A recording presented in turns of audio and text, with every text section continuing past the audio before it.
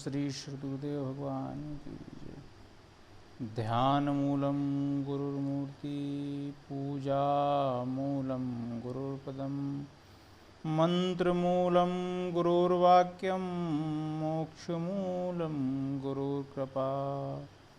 ओम श्री गुरुदेव भगवान की जय। विवेक चूड़ामणि पिछला जो प्रसंग था वो था ध्यान की विधि। ध्यान की विधि क्या है? ध्यान की विधि अपने चित्त में, अपने जो चित्त है जिसमें संसार बसा हुआ है, वो संसार पूरी तरीके से निर्मूल हो जाए, वहाँ से ख़त्म हो जाए और वहाँ ब्रह्म का दृढ़ भाव आ जाए। एकदम से ब्रह्म की भावना इतनी प्रबल हो जाए, दृढ़ीभूत हो जाए कि वो अखंड एक रस बनी रहे, टूटे ना, एक तानता उसमें बनी रहे, अखंड भक्ति उसमें बनी रहे सदैव। तो उसी को कहते हैं क्या? ध्यान। उसी को वास्तविक ध्यान कहते हैं, जो अखंड एक रस उसमें बनी रहे। जो दुख का कारण है, जो दुख का कारण क्या है? मोह। दुख का कारण क्या है? इच्छा। वो पूरी तरीके से अपने अंदर से, चित्त से ख़त्म हो जाए, मोह ख़त्म हो जाए, इंद्रियों का मोह, सांसारिक बंधन का मोह, ये सब चीज़ें अपने अंदर से ख़त्म हो जाएं और आत्मचिंतन जो है पूरी तरीके से प्रगाढ़ हो जाए, दृढ़ीभूत हो जाए।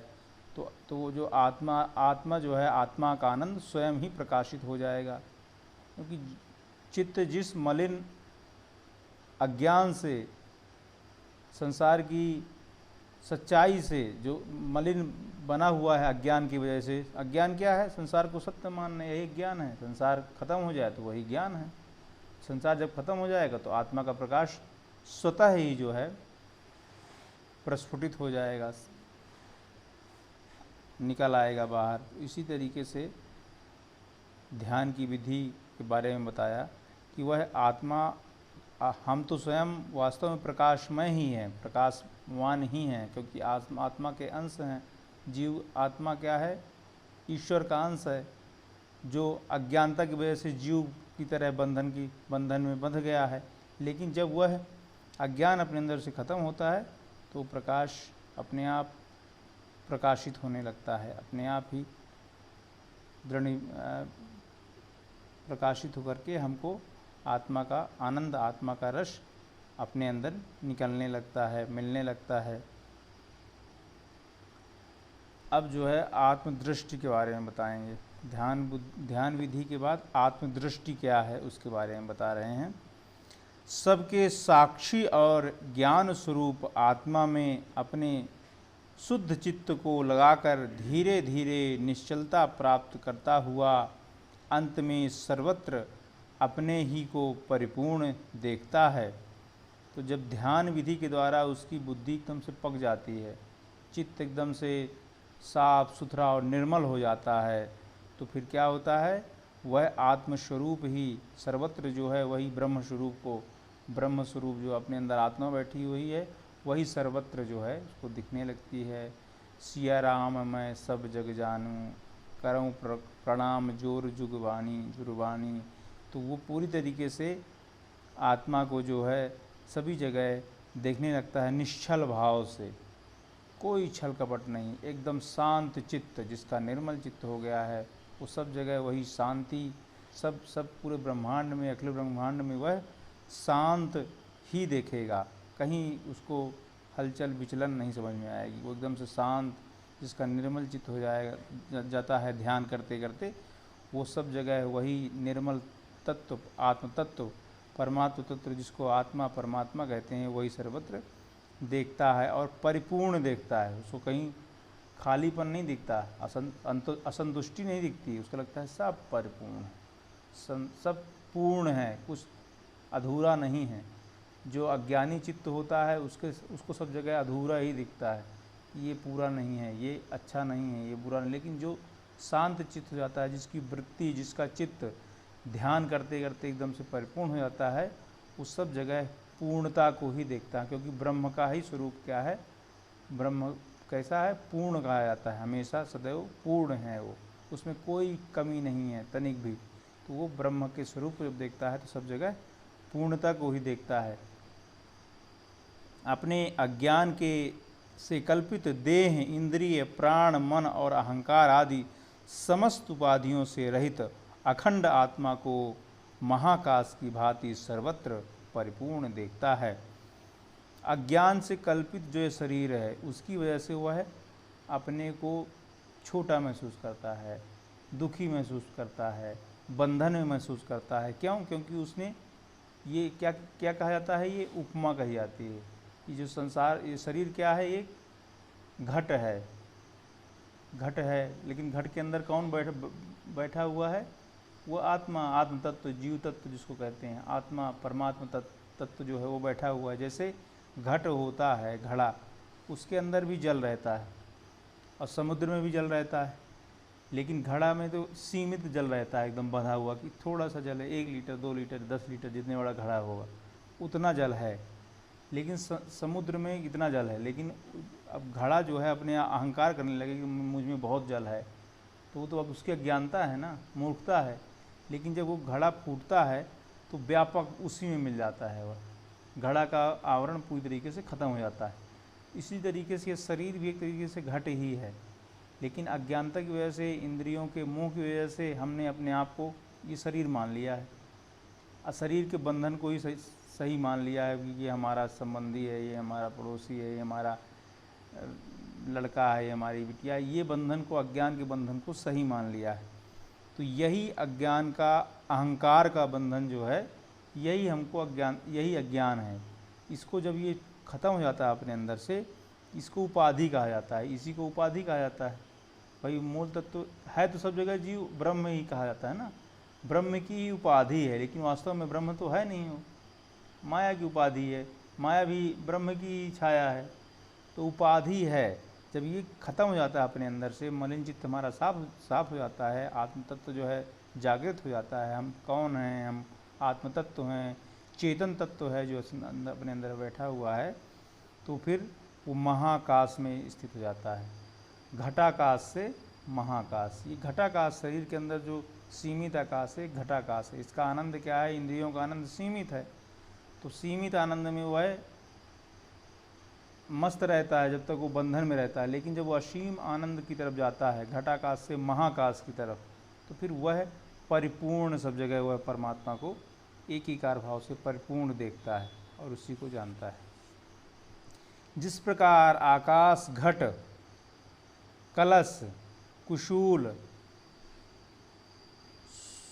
सूची, सुई आदि सैकड़ों उपाधियों से रहित एक ही रहता है, नाना उपाधियों के कारण वह नाना नहीं बन जाता, उसी प्रकार अहंकारादि उपाधियों से रहित एक ही शुद्ध परमात्मा होता है।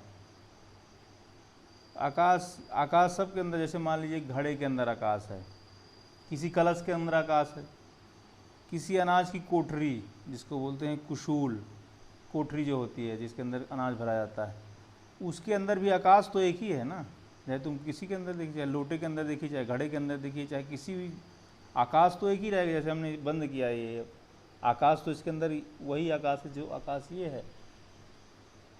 लेकिन अगर हम अज्ञान से मान लें कि हमारे अंदर बहुत अच्छा आकाश है, इसके अंदर आकाश भरा हुआ है, अहंकार की वजह से, अपने अहंकार अज्ञान की वजह से, तो हमारी मूर्खता कहलाएगी ना। लेकिन जब इसे खुल जाएगा तो आकाश तो पूरे आकाश ही सब जगह है, एक ही आकाश कहलाता है। तो यही ये सब उपाधियाँ कही गई हैं। ये अहंकार जो जिसकी शून्यता हो जाती है, अहंकार शून्य हो जाएगा इंद्रियों के करण से, अहंकार जो शून्य हो जाता है तो वह शुद्ध परमात्मा ही सब जगह दिखता है, व्याप्त हमको दिखता है। ब्रह्म से लेकर स्तंभ तृण पर्यंत समस्त उपाधियाँ मिथ्या हैं, इसलिए अपने को सदा एक रूप से स्थित परिपूर्ण आत्मस्वरूप देखना चाहिए। ब्रह्म के अलावा सब सारी उपाधियाँ क्या है? झूठी हैं। शरीर झूठा, संसार झूठा, संसार के बंधन झूठे, सब कुछ झूठा है। केवल क्या है? वह ब्रह्म ही परिपूर्ण है, एक रस है और आत्मस्वरूप है। जिस वस्तु की जहाँ भ्रम से कल्पना हो जाती है, उस आधार का ठीक ठीक ज्ञान हो जाने पर कल्पित वस्तु तद्रूप ही निश्चित होती है, उससे पृथक उसकी सत्ता सिद्ध नहीं होती। जिस प्रकार भ्रांति के नष्ट हो जाने पर रज्जु में भ्रांतिवश प्रतीत होने वाला सर्प रज्जु रूप ही प्रत्यक्ष होता है, वैसे ही अज्ञान के नष्ट होने पर संपूर्ण विश्व आत्मस्वरूप ही जान पड़ता है। मिथ्या कल्पित है, संसार को हमने बना लिया मिथ्या है, तो परिवर्तनशील है, कभी भी स्थायी नहीं रहता, तो मिथ्या तो है ही। तो उदाहरण देते हैं, जैसे कोई रस्सी पड़ी होती है, तो अज्ञानता की वजह से भ्रमवश हम उसको सांप मान लेते कि अरे सर्प है, बच के रहना सर्प है। लेकिन अगर हम उसको जान जाएं सही ढंग से, कोई कि नहीं सर्प नहीं है वो रस्सी है, तो जान जाए तो क्या फिर वो भ्रम रहेगा, भ्रम दूर हो जाएगा। इसी तरीके से संसार को जो है असत्य कहा गया है, लेकिन अगर हम उसको जानें तब, अगर हम उसको अंदर से जान जाएं, हमारे अंदर बोध हो जाए, तो ये संसार कैसा है, रज्जु सर्प रस्सी में सर्प के समान है, पूरा भ्रम खत्म हो जाएगा, तो ज्ञान आ जाएगा अपने को, यथा स्थित अच्छे से ज्ञान हो जाएगा, तत्व से ज्ञान हो जाएगा, तत्वतः। ऐसा नहीं कि कोई उसकी वजह से अंधविश्वास की वजह से कोई कर बैठे कि अरे नहीं ऐसा नहीं ऐसा है। अंधविश्वास, सारे अंधविश्वास जहाँ ख़त्म हो जाते हैं, हम पूरी तरीके से उस प्रकाश में परमात्मा को जान लेते हैं, तो फिर समझ में आता है कि वास्तव में संसार कुछ नहीं है, अज्ञान है। और ये जब सब कुछ नष्ट हो जाता है तो केवल वही ब्रह्म स्वरूप ही हमको जान पड़ता है। आप ही ब्रह्म हैं, स्वयं ब्रह्म स्वयं विष्णु, स्वयं इंद्र स्वयं शिव, स्वयं विश्वामिदं सर्वं स्वास्मानन्य किंचितन। आप ही ब्रह्मा हैं, आप ही विष्णु हैं, आप ही इंद्र हैं, आप ही शिव हैं, और आप ही यह सारा विश्व हैं। अपने आप से भिन्न और कुछ भी नहीं है। तो जो आत्म तत्व जब प्रकाशित हो जाता है, तो सारे आवरण घटाकाश महाकाश में लीन हो जाता है, तो सब कुछ, सारी शक्तियाँ आपके अंदर ही कही जाती हैं।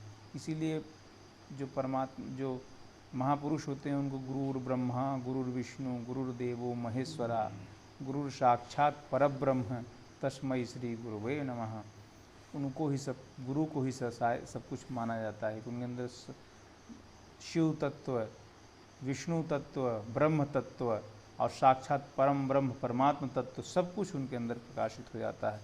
यही वास्तविकता है। हर व्यक्ति के अंदर तीनों शक्तियाँ होती हैं, लेकिन अगर वो प्रत्यक्ष हो जाती हैं, वह अगर वो महाकाश में मिल जाता है, आत्म तत्व जागृत हो जाता है, प्रकाश स्वरूप हो जाता है, तो तीनों शक्तियाँ उनके अंदर प्रत्यक्ष होने लगती हैं। आप ही भीतर हैं, आप ही बाहर हैं, आप ही आगे हैं, आप ही पीछे हैं, आप ही दाएं हैं, आप ही बाएं हैं, आप ही ऊपर हैं, आप ही नीचे हैं, आप ही दसों दिशाओं में हैं। 10 दिशाएं होती हैं, 10 दिशाओं में परमात्मा ही है। ऊपर नीचे आगे पीछे बाएं दाएं सब जगह वह ईश्वर तत्व, परमात्मा तत्व, ब्रह्म तत्व ही व्याप्त है। हर कण कण में, हर चीज़ में, आकाश में, पृथ्वी में, जल में, अग्नि में, वायु में, आकाश में, हर जगह वह परमात्मा तत्व, आत्म तत्व ही उपस्थित है। ऐसा उसके अंदर भान होता है, जिसने अपने चित्त को निर्मल कर लिया, शांत कर लिया, ब्रह्म स्वरूप कर लिया। जैसे तरंग, फेन और भंवर और बुदबुदा आदि स्वरूप से सब जल ही हैं, वैसे ही देह से लेकर के अहंकार पर्यंत यह सारा विश्व भी अखंड शुद्ध चैतन्यमय आत्मा ही है। जैसे कहा जाता है कि जैसे निरमा कीजिए तो फेन निकलता है, उसमें गुब्बारा निकलता है ना, पानी की बूंदें जब बारिश होती है तो निकलते हैं, बुलुक्का निकलता है, छोटे छोटे निकलते हैं ना, वो उसके टाइप गुब्बारे टाइप के, बुदबुदा जिसको बोलते हैं। भंवर जब निकलती है, भंवर चलती है पानी की जब नीचे बहुत तेज़ी से, ये सब बुदबुदे, भंवर, फेन, तरंगे, ये सब क्या हैं? ये सब वास्तविक तो जल ही है, जल में ही सब कुछ चीज़ें होती हैं, लेकिन अज्ञान की वजह से, अहंकार की वजह से हम उसको फेन कहते हैं, कि बुलबुला कह देते हैं, कि गुब्बारा कह देते हैं निरमा से, या कि किसी भी डिटर्जेंट से बनता है तो बोलो गुब्बारा है वो, लेकिन है वास्तव में उसके अंदर जल ही तो है। जब वो टूटता है तो जल की बूंदें से बिखरती हैं ना, तो है तो वास्तविक सब जगह अखंड एक शुद्ध शुद्ध परमात्मा ही, चैतन्य जिसको कहा जाता है, जिसको सुपर कॉन्शियस कहा जाता है, वो सब जगह वही आत्म तत्व ही है, चेतन तत्व ही है, शुद्ध चेतन तत्व। लेकिन हम अहंकार की वजह से विभिन्न तरह की उसको उपमाएं दे देते हैं। मन और वाणी से प्रेरित होने वाला यह सारा जगत सत्स्वरूप ही है, जो महापुरुष प्रकृति से परे आत्मस्वरूप में स्थित हैं। उनकी दृष्टि में सत से पृथक और कुछ भी नहीं है। मिट्टी से पृथक घट, कलश और कुंभ आदि क्या, मनुष्य मायामयी मदिरा से उन्मत्त होकर ही मैं तू ऐसी भेद बुद्धि वाली वाणी बोलता है। संपूर्ण जगत वही ईश्वर ही है, ईश्वरमय है, परमात्मा स्वरूप है, आत्मस्वरूप ही है, उससे भिन्न और कुछ भी नहीं है।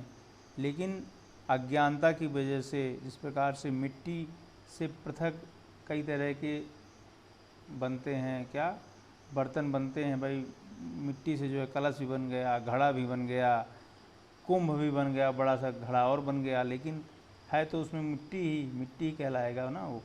तो इसी प्रकार से हम माया में मैं और मेरेपन की उपमा की वजह से, अहंकार आदि की वजह से हम आपस में झगड़ते हैं, लड़ते हैं, लेकिन इन सब चीज़ों का कोई अस्तित्व नहीं है। जिसकी भेद बुद्धि मैं और तू में की भेद बुद्धि खत्म हो गई है, वही वास्तव में आत्मस्वरूप है, ब्रह्म स्वरूप कहलाता है। कार्य रूप द्वैत का उपसंहार करते हुए जहाँ और कुछ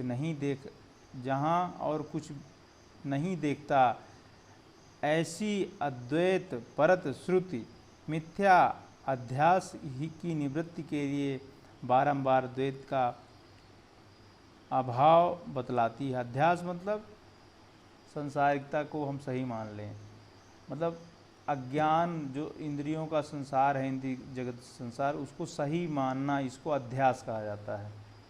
झूठे संसार को सही मान लेना, मिथ्या को ही सही मान लेना, इसको अध्यास कहा जाता है।